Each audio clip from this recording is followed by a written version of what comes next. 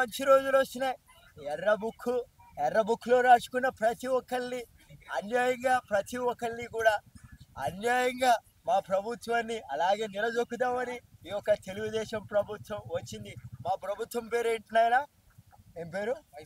YCP. Sorry, మర్చిపోయాను. ఎందుకంటే ఈ ప్రభుత్వం తొక్కడం వల్ల మా వైసీపీ ప్రభుత్వం అని పేరు కూడా మర్చిపోయాను. ఈ ఎర్ర బుక్లో రాసుకునే ప్రతి ఒక్క పేర్లు కూడా నేను చాలా ఖండిస్తున్నాను. ఎందుకంటే ప్రతి ఒక్క దొంగనా కొడుకుల పేర్లే రాసుకున్నారు. సారీ, అందరూ మంచి వాళ్ళ పేర్లే రాసుకున్నారు. కొడాలని రోజుకు ఒక కేజీ వేసుకుంటారు నోట్లో, పాన్పరాకు అనుకుంటారు. కాదు, మంచి అటువంటి కొడాలని పేరు ఎందుకు ఎక్కిచ్చారో నాకు అర్థమైతలే. ఆడెవడో తెల్లగా ఉంటాడు. ఆడి పేరు జైల్లో వేశారు కదా నన్ను, వంశీ గారి పేరు కూడా మర్చిపోయిన. ఆడిని ఎందుకు జైల్లో దొబ్బారంటే ఆడు చాలా మంచోడు కాబట్టి దొబ్బాడు. నన్ను కూడా దొబ్బుతారు ఇంకొన్ని రోజులు, ఎందుకంటే నేను కూడా మంచోడే కాబట్టి. ఇట్లు ఉంటారు.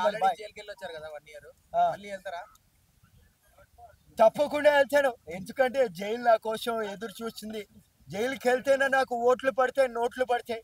ఎందుకంటే జైల్లో ఉంటే నాకు కొంచెమైనా కొద్దిలో గొప్పైన స్వానుభూతి జరుగుతుందని తెలియజేసుకున్న అధ్యక్ష. ఒక ముద్దిస్తారు రా బిడ్డ. రైట్, చెప్పు బేట. అదే మళ్ళీ పాదయాత్ర స్టార్ట్ చేస్తున్నారు. పక్కా పాదయాత్ర చేస్తా, కానీ కొద్ది రోజుల తర్వాత ఎండాకాలం గుదం వండిపోతే నాకు నా వల్ల కాదు. ఎలాగనే చేయను పాదయాత్ర, ఫేక్ పాదయాత్ర అది. Okay, next. జగన్ 2.0 అని మళ్ళీ వస్తున్నాడు. జగన్ 2.0 రాత్రే రోబో 2.0 చూశాను. ఆ ఒక్క డైలాగ్ పట్టుకుని పొద్దుగాలే ఆ ఒక్క డైలాగ్ నువ్వు వేస్తే అది ఎక్కడికో వైరల్ అయిపోయింది. ఇటువంటి వైరల్ డైలాగ్లు ఎందుకు వాడుతున్నానో తెలిసి అధ్యక్ష, నేను కూడా ట్రెండింగ్ లో అగ్గిపెట్టి మచ్చలా కుర్చీ తాతలాగా అప్డేటెడ్ గా ఉండాలని ఇలాంటివన్నీ వాడుతున్నాడు అధ్యక్ష. ఇంకేమంటాం అక్క చెల్లమ్మ?